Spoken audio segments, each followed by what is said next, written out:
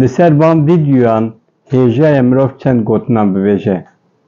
Pêşî, Kurdê ku ji van vîdyoyan hes neke heye gelo. Li hemberî van vîdyoyan kêfxweş nebe heye gelo. Em pêşî ji Bafıl Talebanî dest pê bikin. Sal 1991 Bafıl Talebanî heye 18 salî ye. Bavê Mam Celal Talebanî ji BBC li nûçeyan guhdarî dike.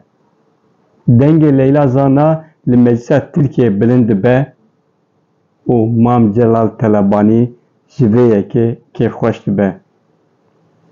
Dibêje sihet xweş Leyla Xan, sihet xweş. Ev sihet xweşa Mam Celal di guhê Bafilê 18 salî de deng vedide.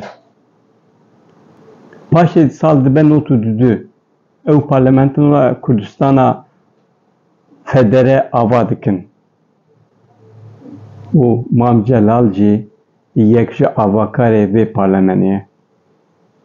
Dema sal dibe 94 li Tirkiyeyê depîtêne girtin Leyla Zana jî di nav de ye. Mam Celal ji parlemenê vedigere mal xemgîn e. Hêro Xan ji navî dibêje xêr e. Ew dibêje îro hemû depî hatin girtin Leyla Xanim jî di nav de.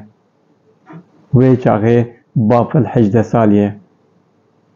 Paşê Leyla Xan 10 salan li girtiyê hedimîne, Bafilê ku hê ciwan e bi çîrokên wê mezin dibe. Leyla Xanim her dema ji girtiyê hêj derdikeve her di nav têkoşînê de ye. Berxwe dide ji bo Kurdên Bakur di serî de û ji bo Kurdên din jî Bafıl Talebanî jî her çîroka wê guhdarî dike. Nêçîrvan Berzanî 91 de ciwan e. Gelek ciwan e. Ew jî yek ji rêveberên Kurdan yên wê demê di nav zehmetiyê de ye. Çend sal berê Saddam êrişê wan hemûyan kiriye. Gelek ji wan bûne koçber û yên pêşek jî di nav zehmetiyê de ne hê parlemena hatiye avakirin. Ew jî di wê ciwanî, nûciwanî û heta anha her çîrokên Leyla Xanim dibihîze. Ev dîmen encama wan çîrokan e. Leyla Zana ji 94 heta 2004 10 salên xwe girtîgehê de derbas kirin. Li girtîgehê xelat kir, xelata azadiyê. Piştî ku derket li nav tevgera Bakur dîsa karaktereke sereke bû û anha jî karakterek sereke ye.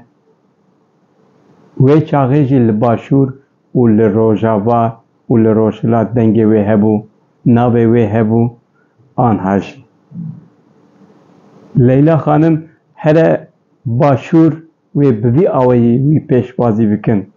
Here Rojava em nizanin wê çawa pêşwazî bikin ji ber ku anha nikare here Rojava. Lê em texmîn dikin ku li Rojava jî li Rojhilat jî wê bi heman awayî wê pêşwazî bikin. Ev pêşwazî encama salan e. Bafilê ku 18 salî bû navê wê bihîst bû ji BBC, anha wekî serokê partiyekî, Partiya Duyemîn a mezin li Başûr diçe destê Leyla Zana. Ew Leyla Zana ye ku karakterekê mezin bû ji bo wî û ew Leyla Zana ye ku vê pêşwaziyê heq dike. Bafıl Talebanî hem wekî dayîk, hem wekî jin û hem jî wekî siyasetmedarek e bi vî awayî nêzîkê wê dibe. Loma destê wê maçî dike. Nêçîrvan Berzanî bi wê dilgermiyê Leyla Zana pêşwazî dike. Ev dîmen, dîmenên xweşikin di nav Kurdan de. Dîmenên yekîtiya Kurdan nîşan didin. Dîmena bihevrebûna Kurdan nîşan didin. Helbet hêviya me ew e ku dîmenên bi vî awayî li hemû parçeyên Kurdan hê zêdetir û hê xurttir bibin.